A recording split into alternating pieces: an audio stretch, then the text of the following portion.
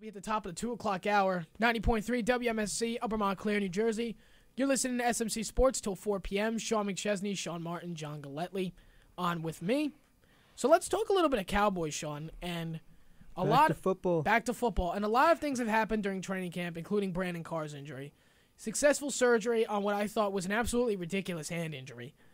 But right now they're saying he's only expected to miss the first 2 games of the preseason. He should be fine by week 1. What's your thoughts on that? I think you look at it as a little bit of a good thing for 2 reasons. First of all, the preseason is about seeing the depth that you're going to have and seeing these younger players fighting for a roster spot and showing off their talent. And one of the positions where, across the NFL, where you need the most depth right now is at the defensive back position. You need these slot corners. You need players in your secondary that are going to be viable to at least 4 or 5 deep. And that's what we're going to see if the Cowboys have without Carr. We're going to see a bigger role for Tyler Patman, which I'm excited about, and a lot of Cowboys fans should be. We're going to see a lot of Byron Jones this preseason as well. We're going to see Byron Jones. Going to see a lot of Byron Jones, our first-round pick, which I thought was a good pick. Not necessarily in what we needed, but now it's needed more than ever. Well, what I haven't liked at all, one bit from Cowboys camp, has been giving Jones reps at a safety. Yeah. Which is just, to me, not ridiculous. Not the right idea. You draft him first round to play cornerback. You did need a little corner help. It wasn't exactly the biggest issue going into the draft with our defense, but it helped. You're going to draft him at cornerback. You play him at cornerback. He could be a big help Sunday night against the Giants. And they need above all else, just a playmaker in that secondary. We've had some solid corners that have been playing behind not so good front seven, which has really exposed them.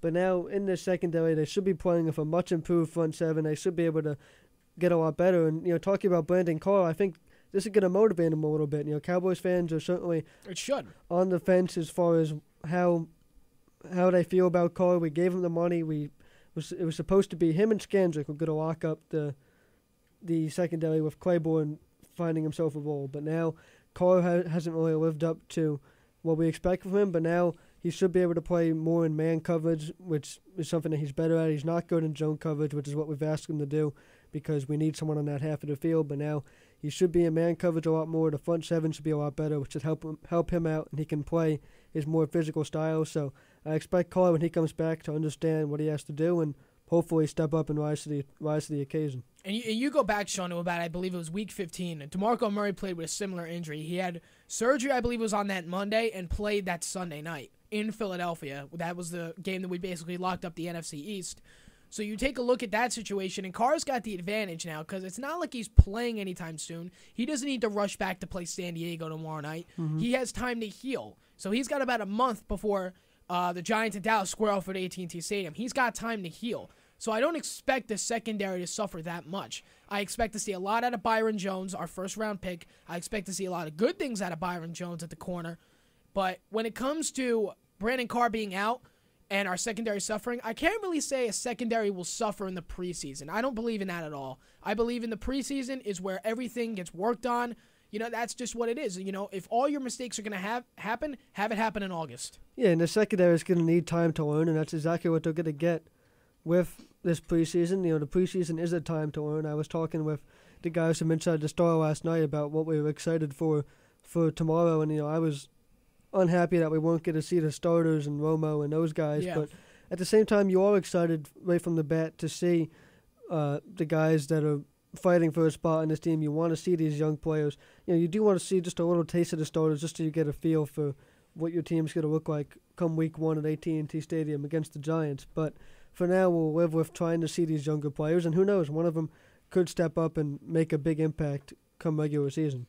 And a Giants team that has 2 very dangerous receivers on opposite sides of the field. If that O-line could give Eli time to throw, we may be in big trouble. Oh, yeah. When it comes to that defense. But staying on Cowboys for a minute. We got Randy Gregory coming around the end. Exactly. But now staying on Cowboys for a minute, I know you wanted to talk Dez Bryant, Tony Romo, which in my personal belief was one of the best 1-2 combinations last year in NFL. You look at Romo, you had 34 TDs, 9 interceptions. That was his lowest since 2010.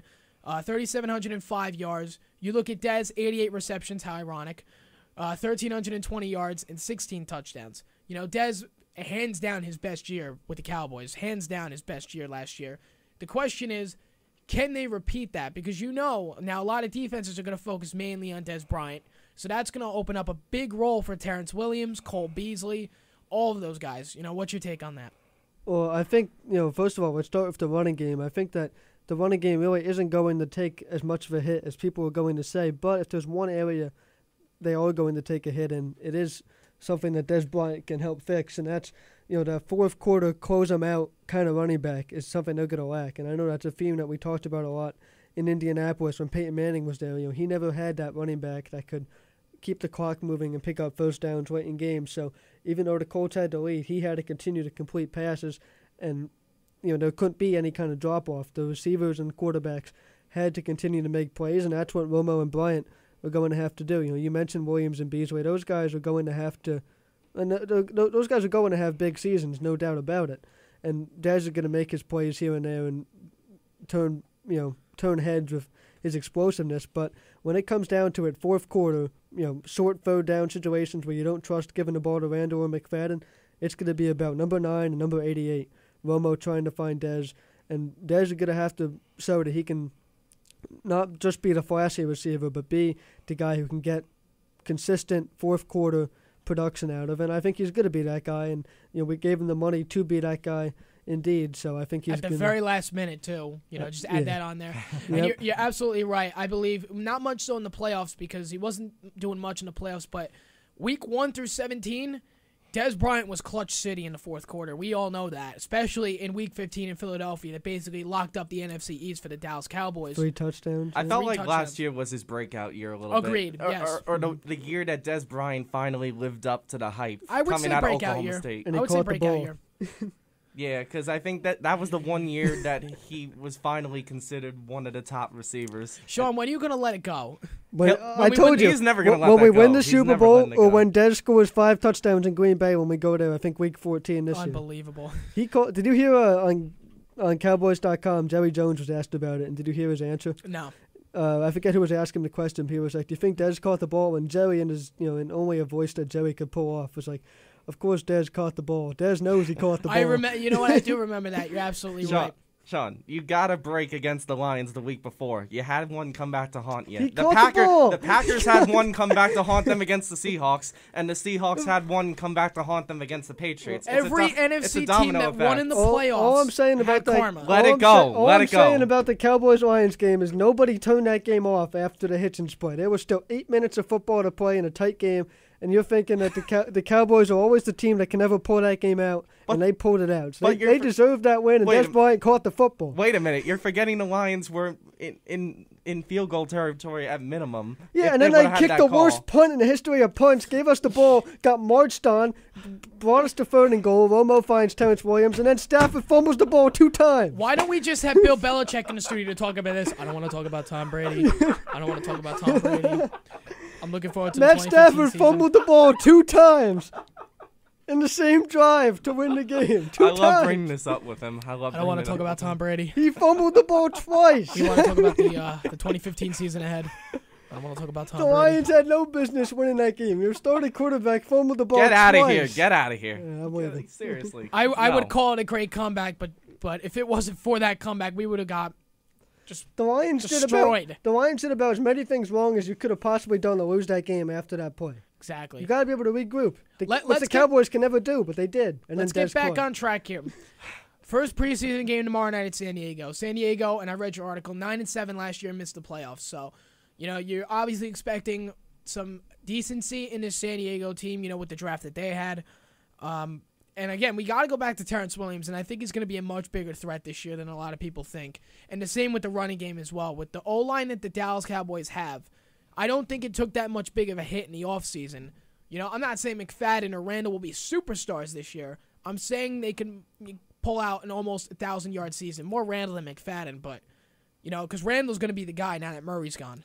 Yeah, what the Chargers bring that they're going to have this year is one game to support Phillip Rivers, and it's going to test the Cowboys' run defense right away. And the guy I'm excited to see that's really gone completely under the radar on pretty much anywhere covering the Cowboys, but a guy that a lot of us at Inside the Star are excited to see is 4th-round draft pick linebacker out of Minnesota, Damian Wilson, who his scouting report says that he's a run stuffer. He's going to be a gap-type player, and, we lost a lot of our linebacking core, but I like the guys that we have to replace him. Saul Lee is hopefully going to be healthy.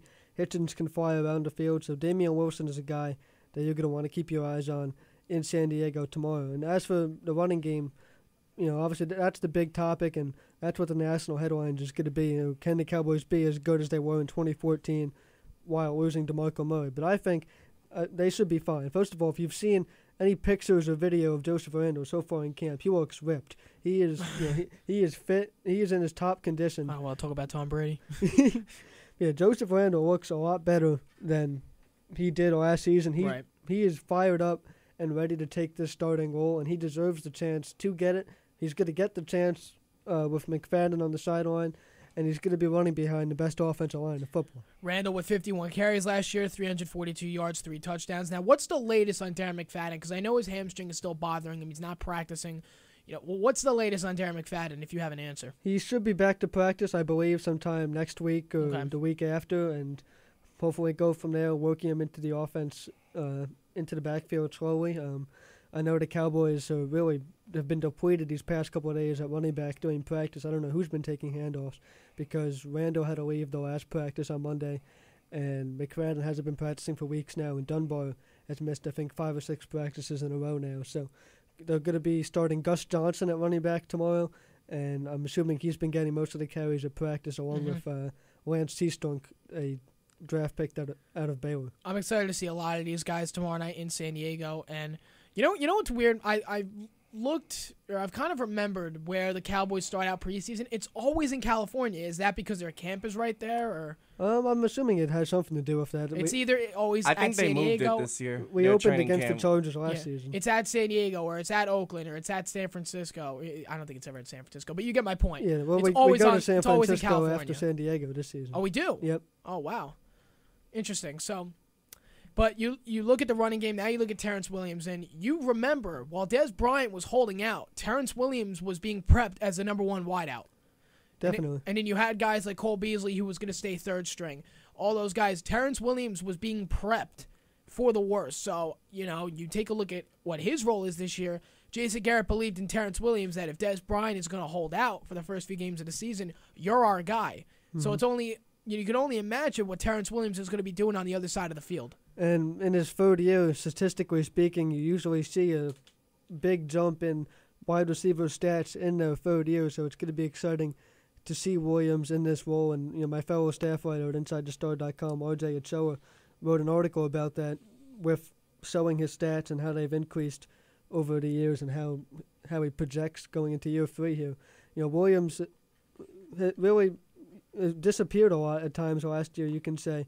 He was always there to make a big play, and his run after the catch ability is evident, but sometimes he had some stretches during the last season where you're like, where is this guy? When's the last time he had a big game, and when is he going to take some of the pressure off Dez Bryant? But now I think he's fully ready to take a role where it's going to be an even split between him and Bryant as the 2 dynamic playmakers on the outside, and I think Williams is going to find himself in a huge role in this offense. I think he's going to step up and find himself open a lot and also be a really good fantasy player this year.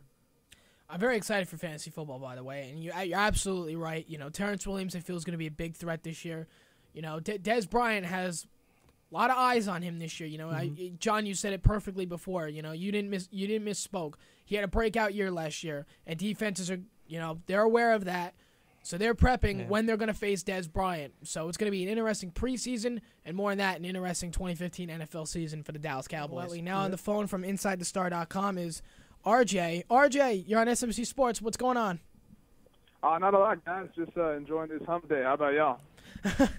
Pretty good. We've had a lot of discussion about Geno Smith this morning, Giants camp, and especially Cowboys camp.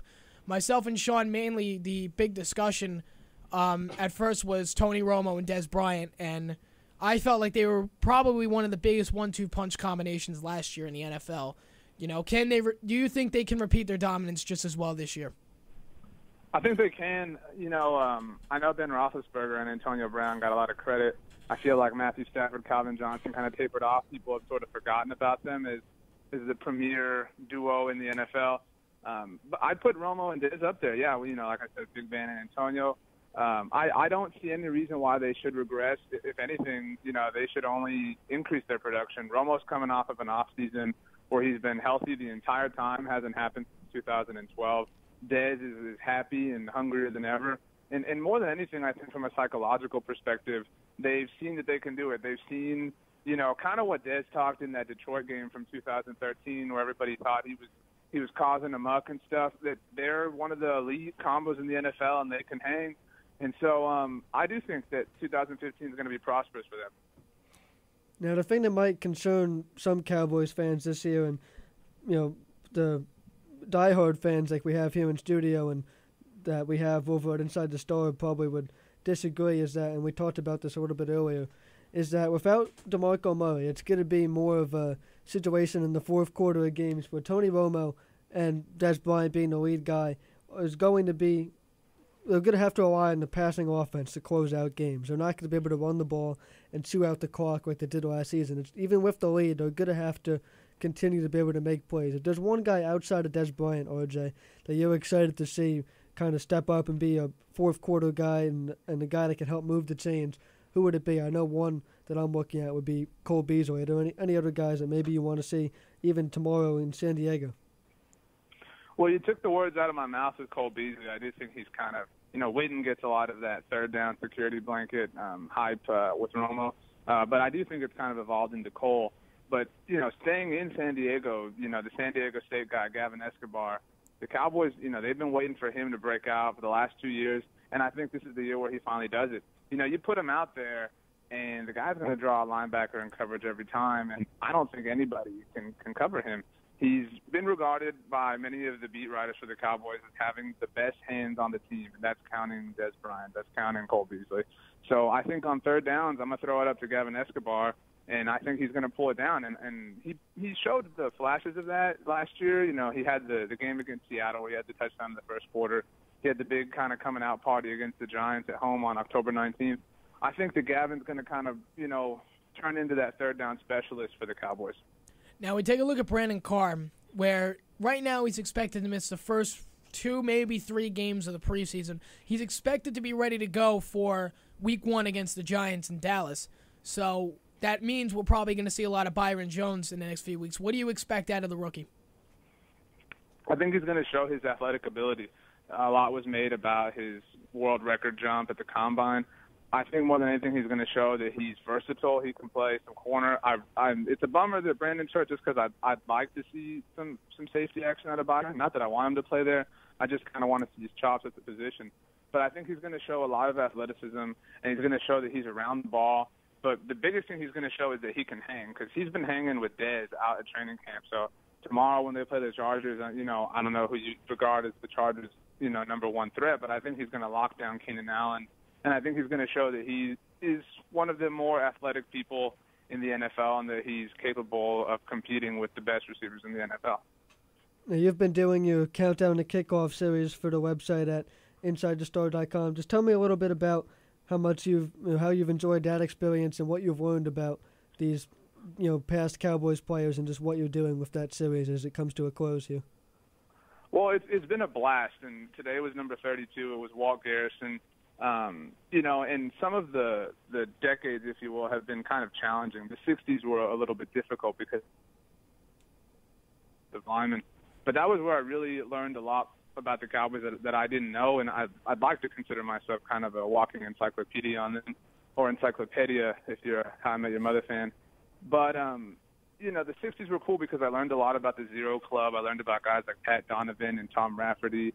And so it was really educational to get through through the 60s, but the 40s and the 30s have just been an absolute blast. I had a great time, because every time I do one of these, I go back and kind of relive this guy's career, and I throw on some NFL films, music, and kind of get in that mood. But Charlie Waters was a fun one to write. Cliff Harris was a blast. More recently, 2 days ago, Cornell Green. I'm particularly proud of that just because when I was in the 90s, I had kind of, looked ahead like, man, I'm going to have to figure out who's number whatever. And I got to 34, and I said, man, everyone's going to just naturally assume that that's Herschel Walker. But I thought it was going to be Cornell Green from the start. And I said, man, it's going to be a bit of a challenge to kind of prove to the casual super fan of the NFL why Cornell Green was better than Herschel Walker. And so I really enjoyed that one. I'm really excited about 22 coming up. I think, Emmett's probably the guy. But Bob Hayes, he deserves a lot of love. And I'm going to have to look at it hard and see exactly how Emmett beats him out. But it's kind of hard to imagine that the NFL's all-time leading rusher wouldn't win. That's for sure. Yeah, absolutely. Now, speaking of rushing now with DeMarco Murray now in Philadelphia, rival land. So we take a look at what's going on in Jerry World right now. Darren McFadden isn't exactly 100% right now. Joseph Randle looking like he's going to be the lead guy. What do you expect out of this Dallas rushing game with an O-line that still looks to be pretty strong?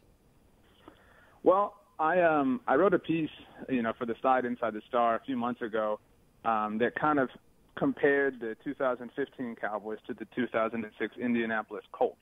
Now, I don't know how, who remembers them, but they won the Super Bowl, so they're a pretty decent team. But, entering that season, they had to make a decision financially as to where they wanted to lock up their future. And it was Marvin Harrison or it was Edgerrin James. And they went with Marvin Harrison, another 88, and it worked out well for them. And the edge went to Arizona. And everybody knows that story. But everybody kind of freaked out. Oh my gosh, we've got Peyton, we've got Marvin. How on earth are we going to survive, without the edge? But, they had Dominic Rhodes, who was a kind of a savvy, capable veteran, and they drafted a rookie out of LSU by the name of Joseph Adai. And so I looked to the 2006 Colts and how they kind of handled things as to how the Cowboys are going to handle things. I think McFadden has the ability to kind of be that Dominic Rhodes role, kind of that savvy veteran who's kind of done it but not on an elite level before.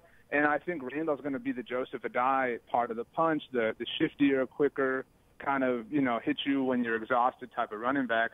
And, that duo specifically in that year was really, really productive. And if you rewatch Super Bowl 41, you could argue that the two of them should have shared the MVP award as opposed to Peyton, who won it. But it's kind of hard not to give Peyton the MVP in his first Super Bowl victory. Absolutely. And, RJ, before I let you go, just now kind of expanding through past Dallas a little bit to the entire NFC East. The big story has to be in Philadelphia with DeMarco Murray as their new lead running back. Another story with the Giants with Victor Cruz on his way back. Not much out of Washington. So just kind of what do you expect out of this entire NFC East this year? Well, I'm hardly an X's and O's guy, so I don't understand, the intricacies of blocking and things like that. And I know Philadelphia has gotten a lot of praise around the NFL. I know a lot of people have picked them to win the division. But on, just the epidermis of being a football fan, it's hard for me to imagine that a team with a difference at quarterback, running back, and wide receiver, you're arguably three most primary positions on a football team. With brand new guys there, it's hard for me to believe that they're going to sustain success over a long period of time. So I do think that Washington will kind of be the runt of the litter like they have been in RG3 and all that stuff. And I am curious to see what will happen with him in a year from now in terms of his contract. And, I doubt he's going to get the blockbuster deal that Andrew Luck will get. Who knows where he's playing, but I think that Philly's going to finish third, and the Giants, they're hard to count out. I will say that the Giants make me more nervous than anybody in the division, not necessarily because of Odell, but I think Steve Spagnuolo, I think he's the X factor for that team, because when the Giants' defense has been dominant, when they've had those defensive lines that have disrupted other teams, including the Cowboys, it's been thanks to him. And so, with JPP, that whole thing, that's really interesting. But I think the Giants are going to make, the season interesting. I'm really excited for the first game just to see how we stack up against a team like that. Absolutely. And, Sean, any closing thoughts on your side?